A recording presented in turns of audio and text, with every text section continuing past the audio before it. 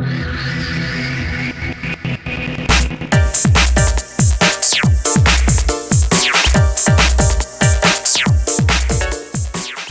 are joined by one of the con's esteemed guests.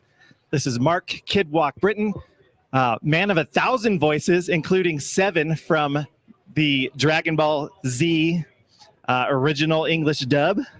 Welcome and thank you for joining us. Hey, thank you for having me. This is amazing. How are you enjoying the con so far? This is a nice con. This is, last time, I don't know if you were at the Chapel Hills Mall when we had it last time. That was like 2019. Yeah. This is much larger. I mean, I'd probably say twice the size, I'd gather.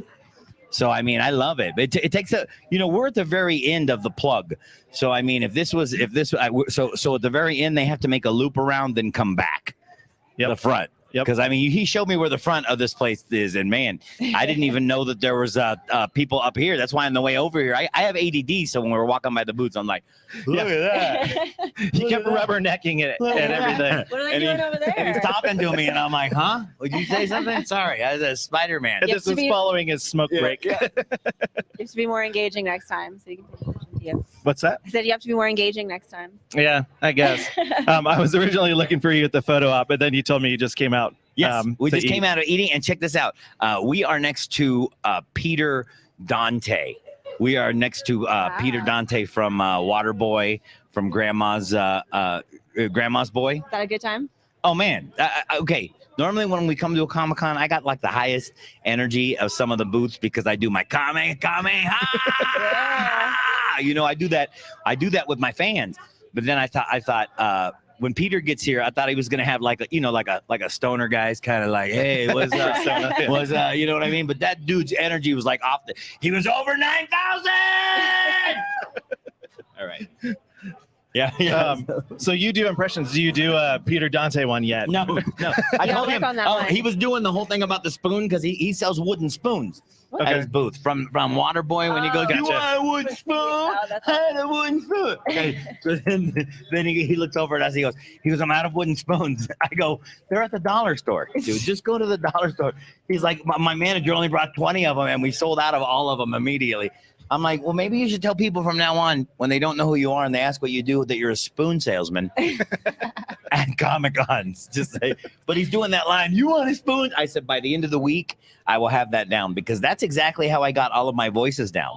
All of my impressions, yes. I'm like a parrot. People don't like to watch TV with me. Even the kids, like when they would be watching TV, I'd walk by and I'd be like a zoink scoop, hurry up, the others are coming, we're gonna be late. Let's get to the bus. And my kids would look at me and be like, hey, Dad, can you practice in your room? You know what I mean? Ruining the show for us. Yes. I would do it for Sesame Street, for everything, ever since they were little. Dad, I used to like Sesame Street. Yes. Yes, but so I have a lot of odd impressions from different, like one of the things we did the other day, I told my son, I said, is this from SpongeBob? 2 hours later. It is from SpongeBob. Yes. I said because for some reason, because they watch TV and they watch all this pop culture stuff. Mm-hmm. I only hear it in the background. So as if I hear 2 hours later, of course I do it as well. I do it right behind him because I'm like, that's a cool voice. Right. I've always been fascinated with voices. That's awesome. Even as a kid. What's the one that you get asked to do the most when you're at your booth? When I'm at my booth, the 7 voices I do, out of the 7 voices on Dragon Ball Z, I probably get asked for Bercher the most often. Okay. Which, Bercher is the fastest in the Dragon Ball Z universe. Nobody's faster than me. Yeah, so there. Oh my gosh. There we go. But I did 7 of the voices on that cartoon. I did Corin the cat. He sounds like this. He has senzu beans, and he goes to the tower. Then I did the Ox King, which is, hey, Chi-Chi, hurry up. The others are coming. We're going to be late. I did Corin the cat, Ox King, Berter from the Ginyu Force, you heard. Corin the cat, Ox King, Berter, Rings from the Toad Warriors. He was in a saga with the androids. He was beating on the side of the van when they stole the van. And his is, oh, yes, we're from the Toad Warriors. Oh, man, nobody's better than us. And that was one of the voices that I came up with originally, because a lot of the voices that I had done on the series were actually impressions. They wanted me to do an impression of the other voice actor who had done the voice before me. Okay. Okay. So that's how my audition happened. I came in, they said, hey, here's Berter. Can you do a voice like this? And I did it. And he's like, can you be a little, first I did it when I was like, I'm Berter from the Genu Force. And he said, can you be more snake-like? I'm Berter from the Genu Force. So with your S's have to be a little more pronounced. You know what I mean? So yeah. Which one is your personal favorite? My personal favorite, I didn't do the rest of them. Grand Kai is my personal favorite, who is, oh yeah, man, I'm the Grand Kai. I'm the best fighter there ever was. I'm supposed to train Goku to be a better fighter. But that never happened. So, we're hoping. We're hoping. Are you a Dragon Ball Z fan? I have watched like a couple episodes of it. I haven't watched many episodes. I have to admit, I'm so sorry, because I found out that one fight, after I started watching it, one fight takes like 5 episodes. Yeah. All right. I have ADD. All right. I can't wait through 5 episodes of, it's like, to be continued next week. Completed his landing. Yeah, he completed his landing. He jumped 5 episodes later. And then we'll tell you next week on Dragon Ball Z. It's the same thing. It's like, oh my gosh. So I couldn't watch it, but I mean, I know I did a lot of the yelling for it. Are there any voices that you don't do professionally, but that you do like in your spare time? Yes. Oh, I do tons of voices in my spare time. Now let's see if I can do anybody who's alive that you might know. You look a little younger than I am. Not that young. All right, here we go. This one right here. A lot of people ask me to do this one. Sharon, who are these people? I'm sitting here having an interview. I'm the Prince of Freaking Darkness. Then I did this one from Princess Sharon. The Princess. Oh, Ozzy, you can't do that, Sharon. Of course I can. Yeah. And then another one. A lot of people are impressed whenever I go from impression to impression, I've noticed. So whenever I do like, don't Marge, do you think I should sign this contract? Well, of course, Homer. Maybe we should get a lawyer to look at it first. Mr. Simpson, go ahead and sign the contract. Don't. I'm not going to sign it. I'm not going to sign it. Go ahead. Don't do it. That was incredible. You know what I mean? So yeah, people like it when you jump from voice to voice to voice. I've noticed that's one of the weirdest things. One of my most impressive ones that I think that I do that is kind of obscure to a lot of people, I guess, is this one right here. I was in the Princess stables, and there they were, 4 white horses. I said to myself, yeah, 4 of us. If we ever find a lady, hello, lady. Oh Anyone know? Andre the Giant. Princess Bride. Yeah. There you go. Andre the Giant. Anybody want a peanut? Yeah. That Vicini, he can fast. Fast. I think he like to scream at us. Yeah, that's when he does that. Yeah. That's like, are the rocks ahead? If they are, we'll all be dead. No more rhymes now. I mean it. Anybody want a peanut? Ah! Yeah. I used to do the whole movie. So I feel like you could just do the whole movie. When in college, when I was in video editing, we learned how to overdub onto things, and I took that whole movie and I did the whole movie. I did all the voices from the movie. So I did it with Pulp that's your Fiction. prep work right yes, there. I did it with Pulp Fiction. You know, I toured doing stand-up for 25 years. I've headlined all of the improvs throughout the U.S. and all the way whenever I would tour, I would pop in a tape of a movie. So I would record from VCR or DVD. I would record it to a tape or whatever, a DVD, a CD, and I'd play that CD in my car and I would listen to it and I'd try to practice the voices. I know it's a weird, geeky thing. I can't get enough of it. I don't know why. No, it's not geeky when you turn it into a career. Yes. Yeah, when you're as good as it is you are, it's not geeky at all. It's amazing. Thank you very much.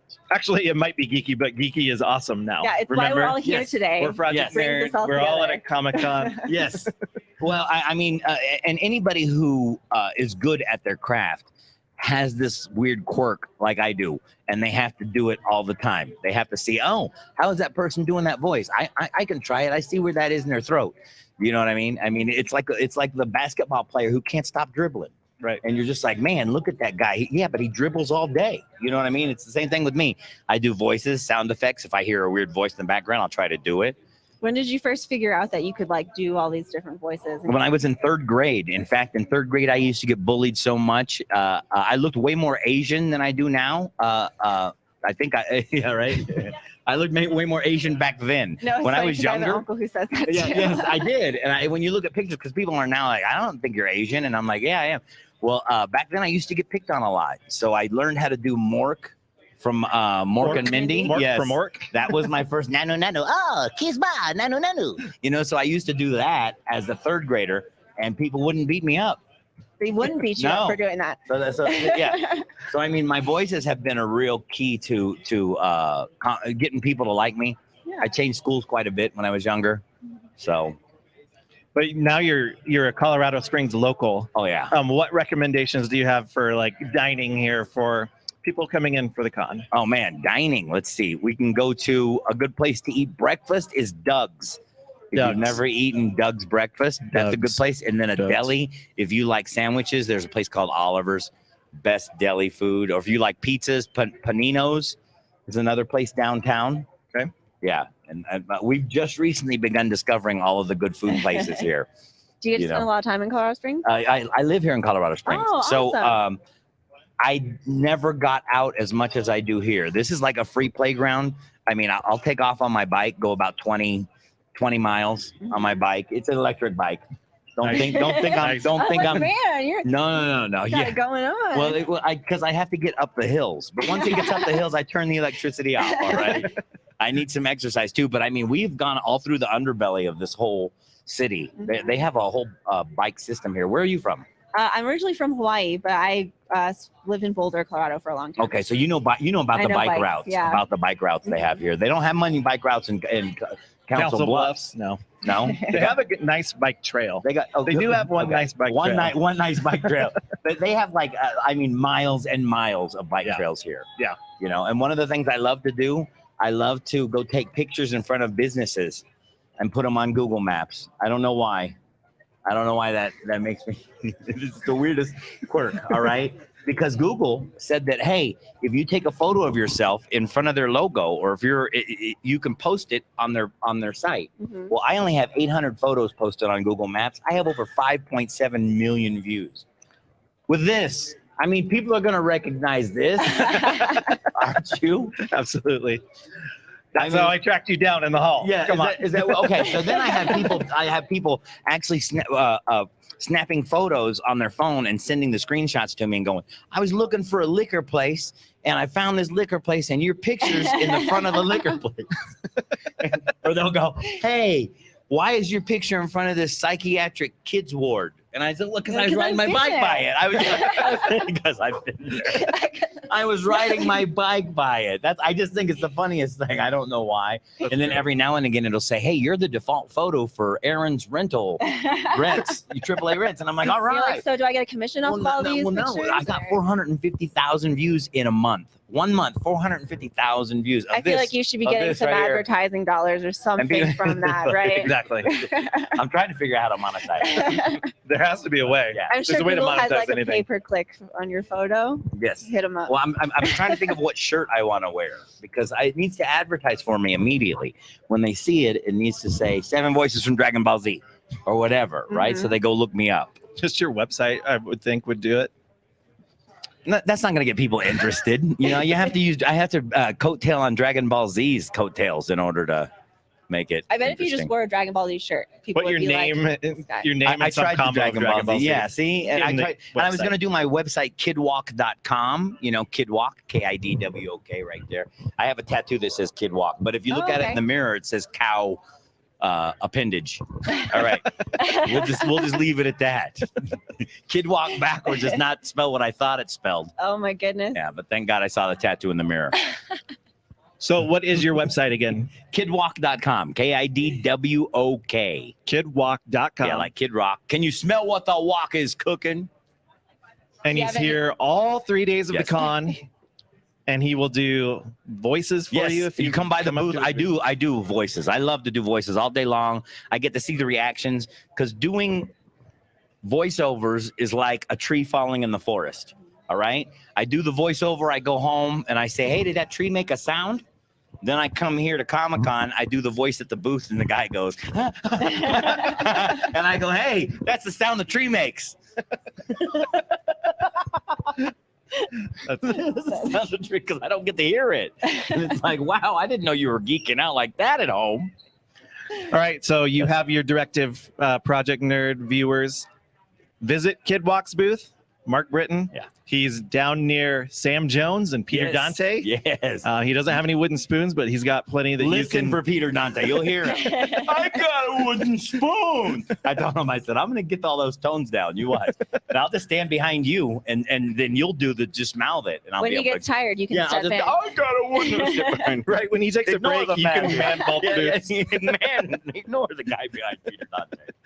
All right. Thanks for having me. Yeah, thanks so much for joining us. Rock and roll, man. Yeah. Have a great rest of your con, and we'll see you later, I'm sure. Yes, thank you.